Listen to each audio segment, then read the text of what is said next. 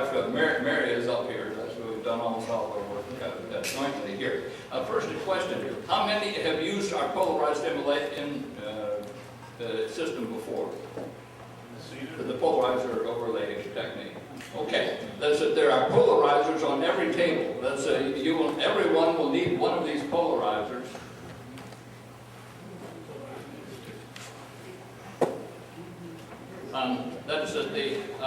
You try to keep your fingers off of the filter itself, and leave them on the table. When we're finished, we'll pick them up. Does anybody not have one? Okay. The purpose of this is we'll illustrate it periodically during our presentation. Is that a polarizer, the crystalline filters light rays in one plane, and when you rotate them, it shuts the light off in one plane. So we'll be, you can't see it now, the polarizer is not on. But when we're showing them, rotate your filter back and forth at right angles like this if you want to see what we're talking about, which I hope you do. All right, fine.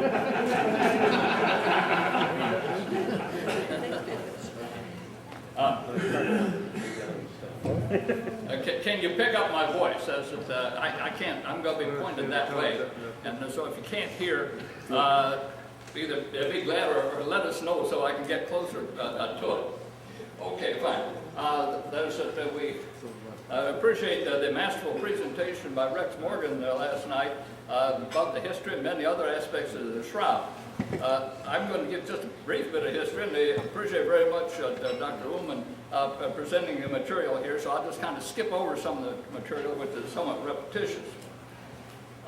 First, as far as the image over the eyes are concerned, historically it started off, of course, with Pia. It started off with Pia in the 98 photograph. The next major development, of course, Henriet's photographs. In the early 1930s, Father William Berry, who was taught at the Esopus Seminary in New York, went to Turin. He met Henriet, who gave him copies of his negatives. They were large glass negatives. And so there happened to be a first generation copies of Henriet's negatives in the Esopus.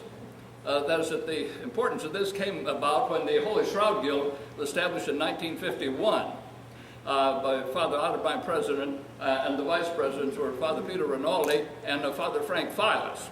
Father Files, as been mentioned, happened to be very interested in photography, and in 1954 he went to Esopus and examined the negatives that were there. He got highly interested in this and actually made 8 by 10 copies of the negatives for his own use. So that's the next major step, of course, was when Jackson and group did the VP8 processing and noted the button-like objects over the eyes. Those are speculated, of course. Can we have the overheads off? You'll probably be able to see more clearly here. That's that they were speculating that those might be coins, and so a small group was involved in doing the research on that. This is the eye area here. Okay. Father Files was making a enlargement of this for a TV presentation, and he was looking at the area over the eye here, and he thought he saw little patterns there. And so he actually, when he saw that there was a pattern over the right eye, he took this to a numismatist, Michael Marks, who examined this very carefully, and noticed these little Greek letters there on the eye. This thing that looked like a shepherd's crook. It's the literalist or the augur's staff here, and that's highly characteristic. There's only one coin ever struck with the literalist as a major motif, and that is the Pruta coins of Pontius Pilate. So Bill Yarborough, who was working with the group, gave a souvenir coin to each of the members, this small research group. There was a problem with the identification in that if this was a Pontius Pilate Pruta, that is that the spelling was wrong. And then nobody had ever heard of this spelling. Needless to say, Philus's observations were not universally welcomed. He was labeled as having hallucinations. He was vilified in various media. He lost his position as professor of theology at Lowell University, and several other things that went on to reward him for his efforts. But nevertheless, he persisted in this. Ian Wilson had actually suggested that there might be a Pontius Pilate lepton crouped out over the eye because of the size of it. But then this is when Dr. Philus enlarged this and noticed the letters there. In order to verify this, he went to, this is the coin that Philus was given. And he went to E-Log Interpretation Systems. This was the same company that got Dr. Schumacher to make the BPA analyzers, so that they did a image analysis of that you need your filters for this. We'll take a couple minutes to get it in focus here and get them lined up. This is just to show you to rotate back and forth and give you an idea of what we're doing. As you shift to make a complete rotation so you can see what's going on. As we're doing this in order to show that what Dr. Philus, or what the image enhancement did in the green was to sharpen up the image. It helps get rid of a lot of the background fibers. And on the enhanced image, here very clearly, the letter U on the side, C-A-I. That's that's image on the shroud. To rotate back and forth, you can see that it's actually accurate to the NEA photograph here. Well, Dr. Philus was, hold on just one second. Dr. Philus was made an enlargement of his coin for presentation, and when he was looking at it, lo and behold, where there should have been a K, he noticed that on his coin was this aberrant spelling. Well, many people have said, well, it couldn't possibly be, his observation could be correct because nobody had ever heard of this misspelling on the coin. So, this was the first known misspelling, but the C up here. You will need your filters for this in just a moment. Let's see. Got the wrong thing down. Here we go. Okay. What I'm going to do is to get these lined up here in just a moment. Sorry that I use primitive systems here, but we do go with computer, and I do have PowerPoints, but we like for people to do the overlays themselves. And so here is what we did. As we had heard about Dr. Philus's work, and so contacted me, sent photographs of his material down, and by using our polarizing image overlay technique, which we developed the year before this, in 1981, we verified that Dr. Philus's coin indeed has an incredible match for the shroud. Here on the shroud is the U. The U is over top of the U on the coin. The shroud has the letter C here, which has to be sitting on top. My projector is very slightly occasionally. And here the letter A up there is congruent with the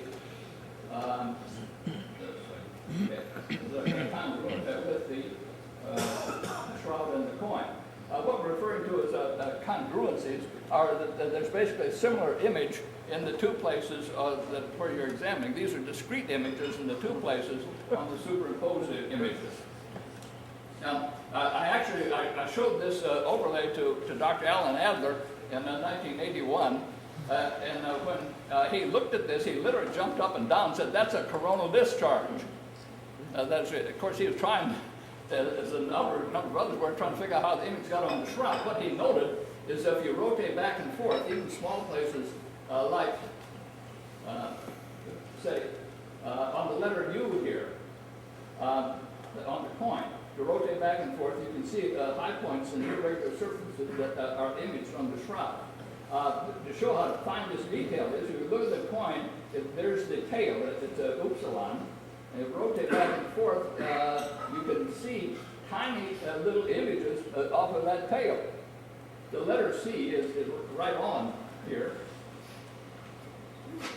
But we can see the congruencies with almost all of the letter C.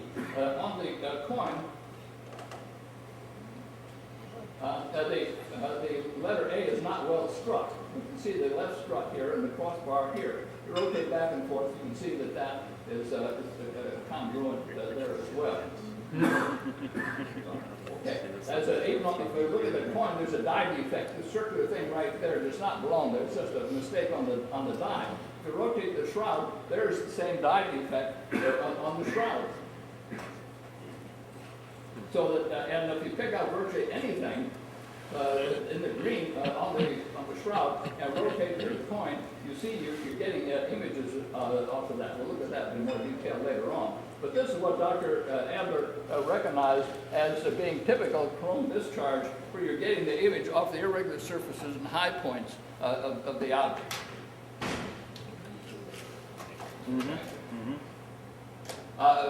Rest your arms. My wife is going to keep time on me here, so she can come up occasionally to. No, okay. If you don't know what chrome discharge looks like, this is a Tesla coil with a clear light bulb. When you turn that off, this is chrome discharge. These are electron streamers coming off the irregular surfaces and high points. We got in touch with Oswald Scheuermann, a physics teacher in Germany, who had done some interesting work in coronal imaging and had gotten interested in the shroud. I sent him a coin similar to the one over the right eye, and very promptly he sent back an image on linen made from this particular coin. So we began a long-standing colleagueship. But by electrostatic discharge, or coronal discharge. He did a variety of experiments here. This is the coin. This is an image he made. What we did with this is the film was angled here, so that the film virtually touched the coin here and is about a centimeter off of the coin here. So we can see the incredibly fine detail that we get by coronal imaging off of the coin, but we lose it over here where there's a greater distance. But another fellow got involved with this is Dr. Igor Benson, who is a research engineer who specialized in high voltage phenomena and lightning. And so he had independently thought that the image was probably coronal discharge. He contacted us and saw our work that had been done. He did a little experiment on his own because he did a 1 centimeter square coin so he could thermally, he could get an idea how much energy was involved. And so at 200 watt seconds, the coin was so hot, burned right through the cloth. 100 watt seconds burned through. 50 watt seconds to get a very nice image. 25 watt seconds, virtually no image at all. So again, he got an idea about what the range of energy thermally would be. Then he used the coronal discharge with the same amount of energy and varied the time. And so that for whatever reason, in a tenth of a second here, the image was clearest. Well, that has limitations. It does indicate that there's a very narrow range of parameters for producing an image on the shroud. He also speculated that this may have been related to ball lightning. I'm not sure about that, but he did speculate that it probably involved about 11,000 kilowatts at 1 to 200 million volts to produce this. This is purely speculation. This is not followed up on. Well, we thought this information was very important, and we put this in the media, for which I got called pseudoscientist. But anyway, we teamed up with Dr. Files, who came down to business after that and brought his coins with him. This is the Files coin. I just photographed it variably. This is on edge. Here we can see the littlest coming up here, and we can see the outlines of the part of the little letters around the coin, to give an idea what the surface of it looks like. This was the second C coin that Dr. Files was also given, which shows the misspelling of the CAI, so another misspelling of Caesar on these coins. We photographed the backside of Dr. Files' coin and identified the dating. The L means year, the iota, the Greek letter iota is 10. This is letter stigma here, is the numerically 6. So this indicates that this coin was struck in the 16th year of reign of Tiberius, or 29 AD. as it's not generally known that there were these littlest coins struck in 29, but here is obviously one of them. Well, the question had come up and say, well, finalists couldn't be right because they didn't see this information on the 78 photographs. Well, this is the 78 photograph. This is actually a Vernon Miller photograph. I took this from the National Geographic magazine of June 80. And so this is the eye area here, and there's some interesting little patterns on that. Well, Dr. Files, to help confirm his studies and get backing on it, contacted Professor Robert Herlick here, an internationally known computer imaging expert, was head of the spatial data analysis department at VPI, Virginia Polytechnic Institute. He and his graduate student, Dr. Lee, got very interested in this and spent almost 6 months in studying digital images of the shroud. I'll just show you very briefly some of the things that he did. First, this is an enhancement of the NREA. And when he did that, if he saw, they could pick up additional letters. Here, most of the letter U, the letter O, the U, the C, A, I, and part of this next C on the coin. And then there's some splotches that we see over here. There's the. I'm just going to have to skip. Yeah, I'm just going to have to skip over some things. This, since some people said, well, this is just a weave pattern or something of the sort here. This Herlick did to eliminate the weave pattern, and so we still see the outline of the letters here, indicating that the letters are superimposed on the fibers and not part of them. I'm sorry, I'm just going to have to skip some of these interesting things. This is a surface scan here that they did, again showing that there are three-dimensional qualities in the image. This is the U, C, A, I, and part of the that was up here. This is Dr. Herlick published a 51-page manuscript on findings on the digital analysis of the shroud image. There's a question that come up about the 78 and the 31 studies, why you didn't see the same thing. Well, he showed on that, and I had to skip, does that there are defects in the 78 image. This is the same area on this 31 NREA. This is the Miller here. And, again, if you look here, there's some problem with the fragments. This is just those same areas with the overlay of the letters. And we can see here on the 78 photographs that indeed several of the letters are fragmented. So it's not nearly as apparent that we're having those letters on the 78 photographs. The question came up as why that would be. We think probably the answer occurred in 1973 when the shroud was brought briefly for examination and public viewing. And the video, it was not public viewing, the video, they hung it vertically here. And when they did that, something happened. These are the faces of the various photographs taken. What we're looking at is this line across through the chin here.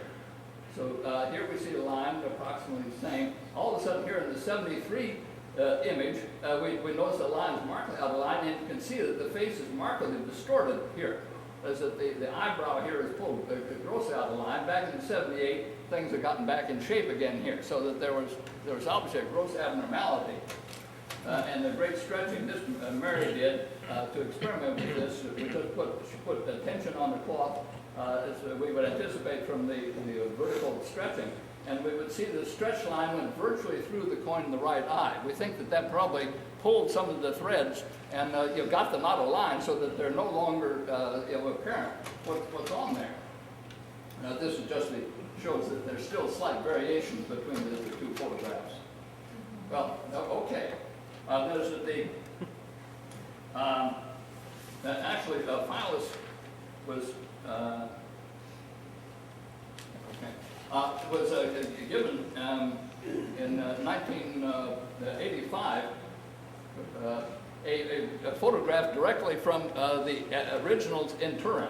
This photograph was taken from NREA's original negatives in Turin. And so that he also got a number of enlargements. He was planning on coming down, visit us, and do some further research on this when he unfortunately had a heart attack and and died. But he had sent some of his material down to us beforehand, and this is what I would like to show you. There's some of the unusual things. This was the NRA directly from the original, and we had a series of enlargements made from this. So some of the questions that come up is that this there really couldn't be a point image over the eye because the weave and the threads are too large to give the type of detail that we see we would expect from the point. So we're kind of zooming in progressively on here. The series of enlargements was made. So we're getting closer in here. And here we can plainly see the threads, and then here are the letters here. So we can see actually that there's quite considerable variation of the intensity of the image. Some go across threads, others only part of the thread is imaged. And so we can see here that the image is so accurate that it can be only emphasized on part of a single thread. But also, he found that there was a Pia photograph taken in 1898, which is actually strikingly accurate. And so this is from Pia's 1898 photograph. Let's kind of zooming in on that, and as we kind of move in on the eye, we can see that the litterless pattern is quite plain there. Actually, we can see the O, U, C, A, I, and we can actually see part of the next C. Just a second here. Okay. But you need your filters back here. Okay.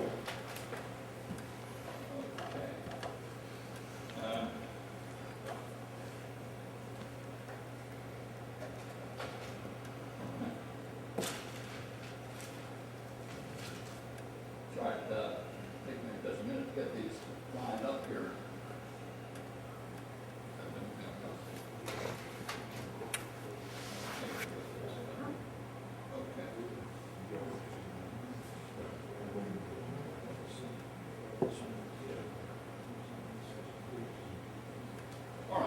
Now, what I want to show you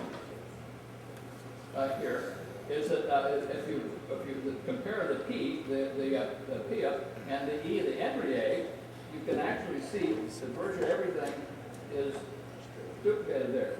The U, C, A, I, and then the next C. There's a very slight rotation here, which is probably due to the different tension in the fabric when it was photographed. But still, it's obvious, even on the Pia photographs, that there's a coin image, identifiable letters over the eye.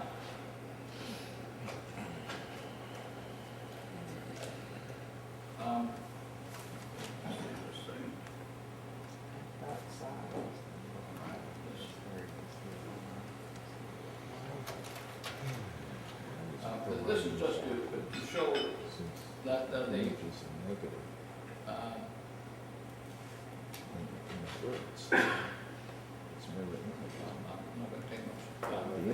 this is just to show that the Henry original is quite accurate to the point. This is the finalist point, and again, if you rotate here, you can see that the Henry does match up very well with the letters on the point. The negative is the real, and that's what they're losing.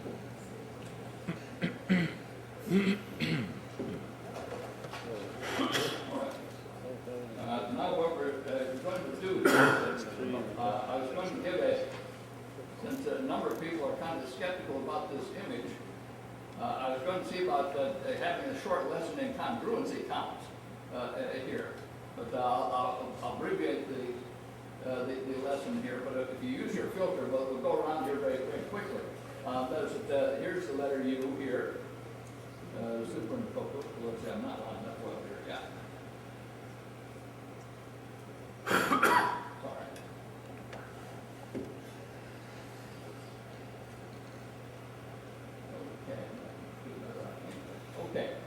see the letter U is on. Okay, congruency, I mean, basically the same structure, you know, it's again, as characteristic of what we'd expect from this structure.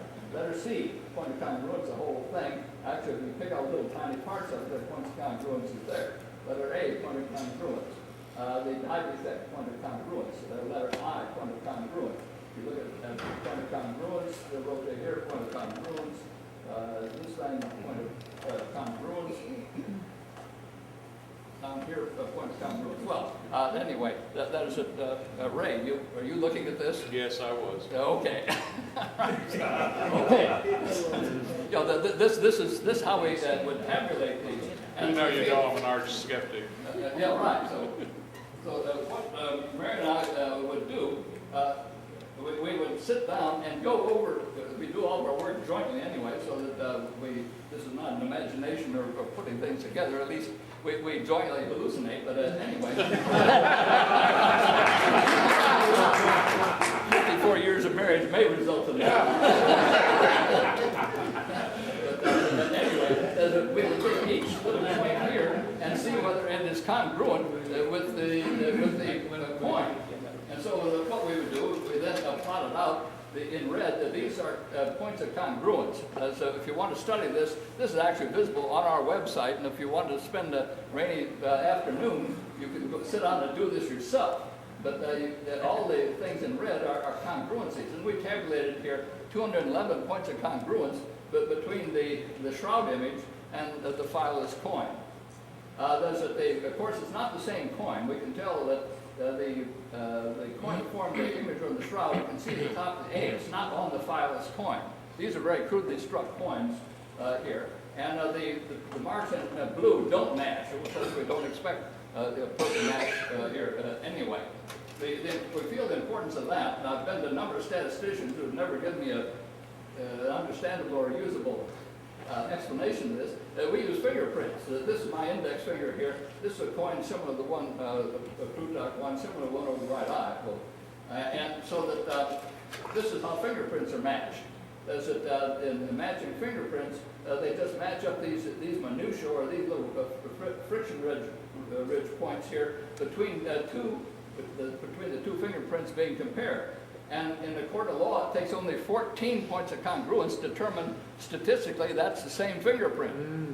So that here in the area on the coin smaller than the index finger, we've got 211 points of congruence of these tiny little marks that match up between the two of them. There's a lot of our work has been sort of a family project. There's a son-in-law, Peter, playing dead, and I put putty over his eyes to see what, how the coins would go.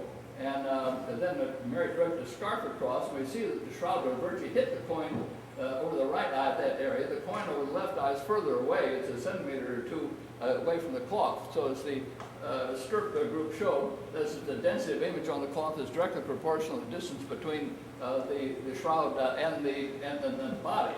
So we expect the image to be clearest there, and my wife's about to tell me I'm better hurry up and put it. Oh, okay, fine. This is we feel we also identified the coin over the left eye. This is the what we see on the shroud. The BPH. This is the coin that Dr. Fiennes thought it was. This is the enhancement done by E-log interpretation systems. There's no direct patterning in that we can see, but let's see. Okay, Mary said I have to skip that. Well, anyway, we feel that we can identify that coin over the eye. Just to indicate that the abnormality was observed. Let's see.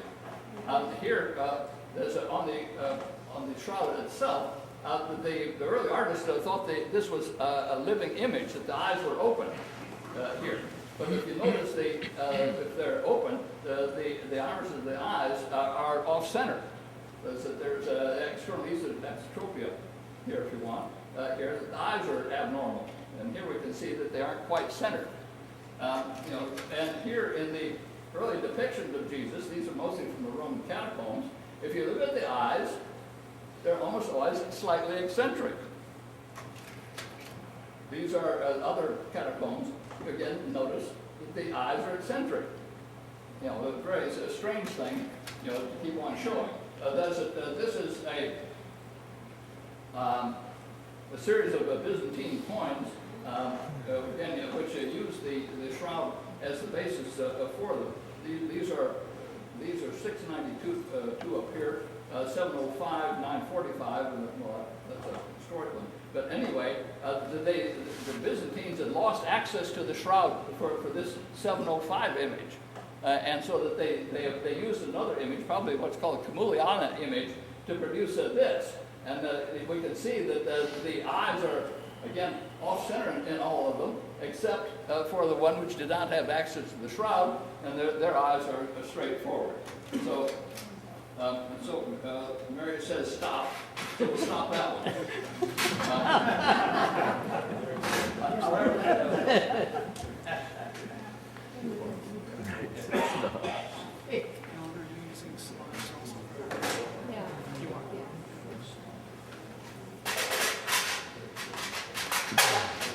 Since we'll be using the polarizers, I want to